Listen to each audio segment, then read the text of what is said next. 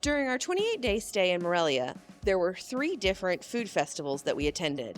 The first was right downtown, and it was the Feria del Pan, or the Pastry Festival. The second was the Pozole Festival in a nearby very small town, and the last was our favorite, a very lively Tacofest. We are Georgia and David. We quit our jobs to travel full-time around Mexico with our 14-year-old Sheltie Poo Meep. Our goal is to take a picture with her in front of 100 Pueblo signs. Today is the Feria del Pan. This is one of the cool things about Morelia is that they align a bunch of different events with Dia de Muertos. So they just wrapped up the International Film Festival, and now this weekend is a big competition between local bakeries. So we're going to go inside and check it out. There are competitions for the best concha and pan de muerto.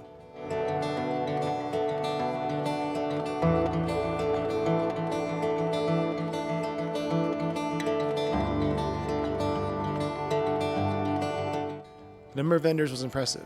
Lots of stands were handing out samples, which made it easier to decide what to buy. It seems all events in Mexico have some great live music.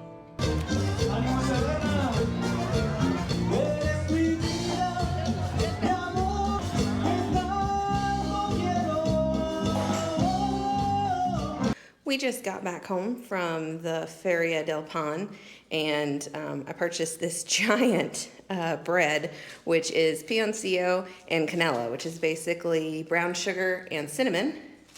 And then we got this pan de muerto, or bread for Day of the Dead, that is filled with zarzamora or blackberry. After that, we stopped at our favorite little coffee shop, Cafe La Lucha, and we got a half kilo of ground coffee.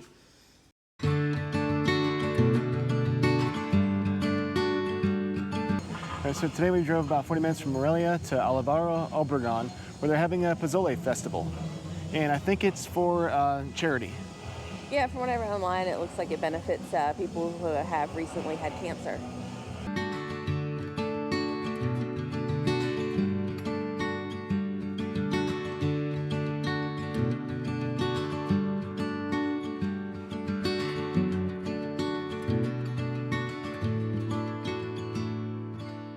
There were plenty of stalls to choose from. They were selling green and red pozole with pork or chicken, and there was even a vegetarian version.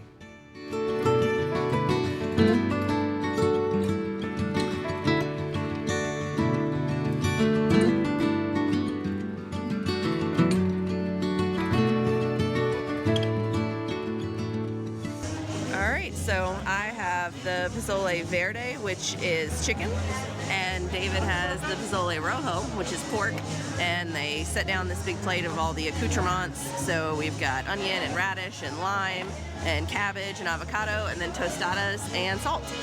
So we are gonna dig in. The pozole was super delicious. The only thing I could kind of compare it to is maybe pho, just in the way that it has so many different options for dressing it up, so you kind of make it your own. And both bowls together were only 80 pesos, so a super great deal. They've got music going, you can probably hear. They've got like inflatable things for the kids. So we're gonna keep walking around this little town a little bit more, and then hopefully snap a picture in front of the town letters. And there's a Michelado up here calling my name.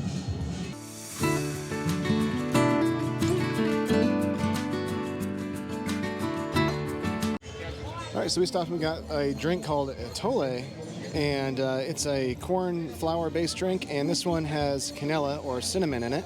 And we liked it so much that I had to get my own because I wasn't going to share it with Georgia.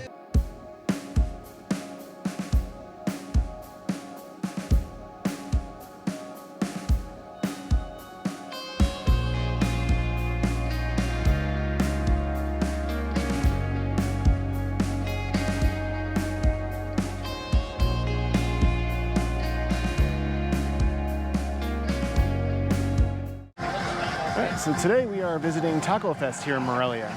Yes, as if there weren't enough activities thus far, there is yet another food festival. We are very excited to try the tacos. I think that the flyer said there were over 50 types of tacos available.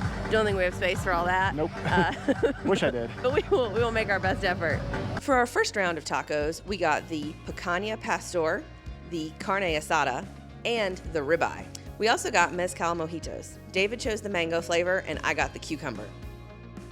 For our second round of tacos, we chose to get tacos de canasta for the very first time. We got tinga, dashi brada verde, as well as adobado.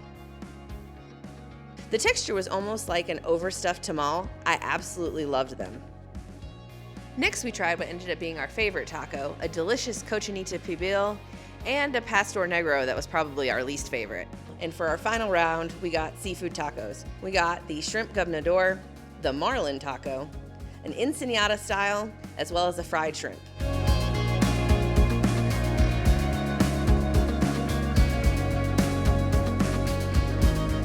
So we made it through 12 different types of tacos, which I'm quite proud of. We had a couple different mezcal drinks. We tried an artisanal beer, but definitely the favorite thing that we tried was this Posh. It is a corn-based liquor. It is 45% alcohol. This is reposado, so it was aged in barrels, and it actually has a flavor similar to a bourbon or American whiskey. So we bought 2 bottles.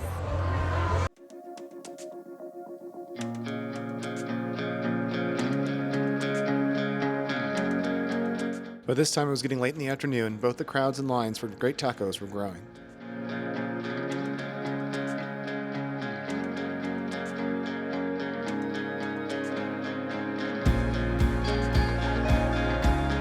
As always, please like and subscribe, and of course, if you have any questions, comments, or suggestions, leave them down below. And if you haven't yet, check out our Dia de Muertos video. It's my favorite so far.